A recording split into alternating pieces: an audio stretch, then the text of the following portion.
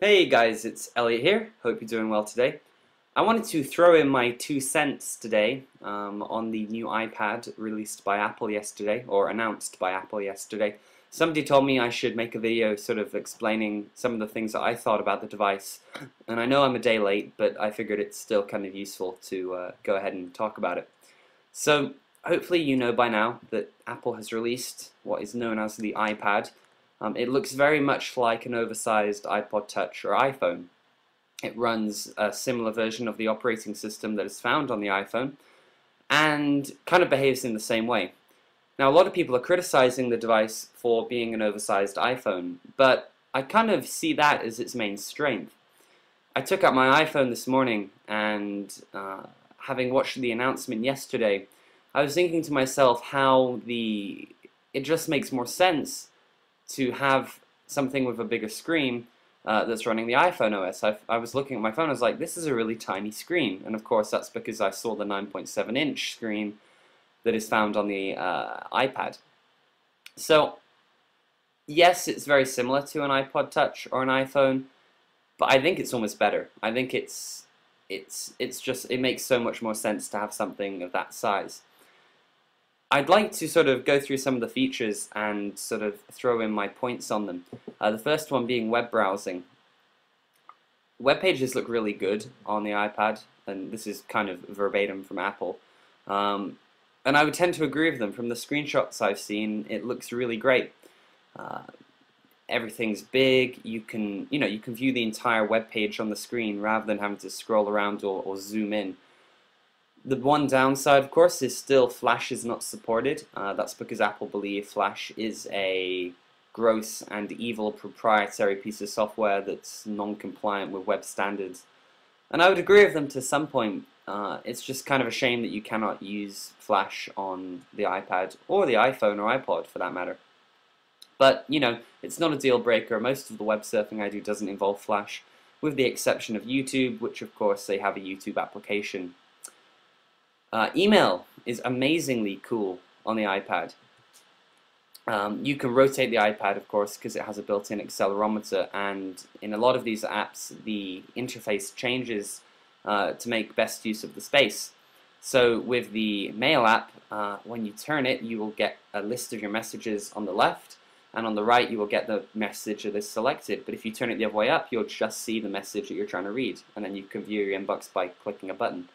So they've done a really nice job of changing their applications to work better on the iPad and incorporate some of its new dimensions and capabilities. It's nice they didn't just sort of copy pixel for pixel the apps that they have on the iPhone.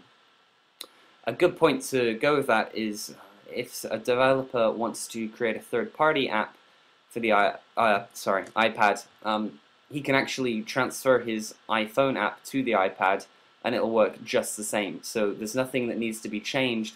Of course, if a developer wants to take advantage of new features in the software development kit or make better use of the dimensions, he or she can release an iPad version as well.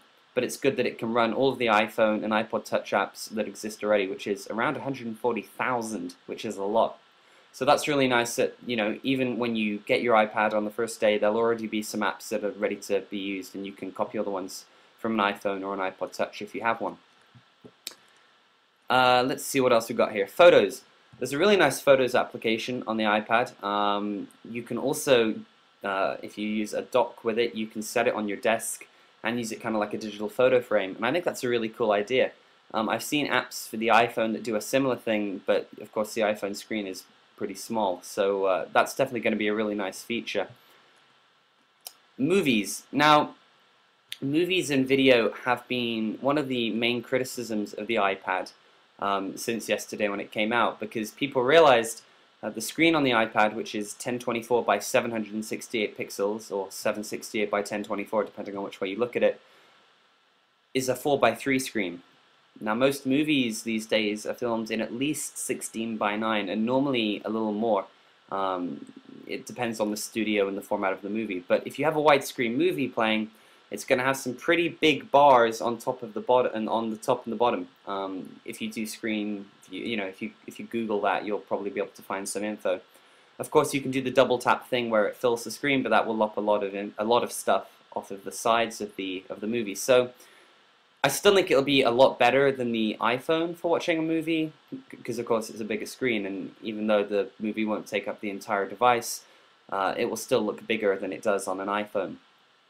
But it's kind of a shame that they couldn't somehow make it work with widescreen movies. But I understand if you did that, the form factor would have to change, and I'm not even sure if a 16:9 form factor would be really great on a device this big. It would look maybe a little too, long and slim. The YouTube application has also been updated for the iPad. It's very nice. It will play HD content over YouTube, which is something they released up to, I believe, 720p.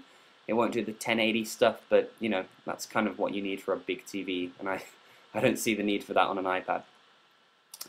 Your music works really nicely through the iPod application. They've really done a nice job with this. It almost feels like a version of iTunes based on the screenshots I've seen.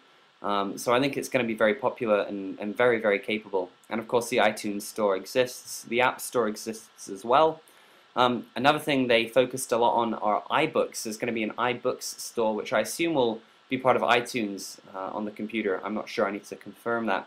But you can buy EPUB formatted books through the iBooks store. There's various publishers that have signed on, and they look really nice. And you can hold the device in portrait and view one page, or you can turn it on its side and view two pages side by side. And you can do searching, you can change font, you can change font size, a whole bunch of stuff, and there's going to be a lot of books, so that'll be a really neat feature. It's worth noting that will only be available in the US to begin with, though, so hopefully they'll expand it to other countries. Google Maps also works along with Street View. There's no GPS in the device, which is a bit of a downer, but it does have a compass.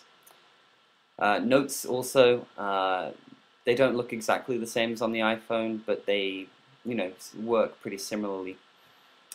I'm just looking on my computer here as I go through. Calendar and contacts look really nice. They've done a really great job with the interface on these apps for the iPad, so I'm really excited to have a look at those. You can also customize the home screen on the iPad. You can, set wallpapers. Really nice. It's got the same, tab navigation as on the iPhone where you swipe the panes. Spotlight search as well. So that's basically it as far as software, and I'm very, very impressed with all of that. I'm noticing my time is running out. So the other thing is you can get it with a 3G data plan, which is kind of cool if you wanted to do that, so you can use the internet wherever you are. It costs a little bit more, but they've made the prices relatively cheap, which is nice. But I'm really excited with this device. I'll probably pick one up when it comes out. I know some people are trying to find a use for it, but I kind of see where I could use it. So I'll probably be using it at school when I travel. A lot of things that I use my laptop for, but don't want to have to carry it around for. So I'm definitely going to check this device out. I'm sure I'll come up with some more videos for you soon talking about it. And yeah, I'm kind of rushing this video because I have to go to bed. So have a great night.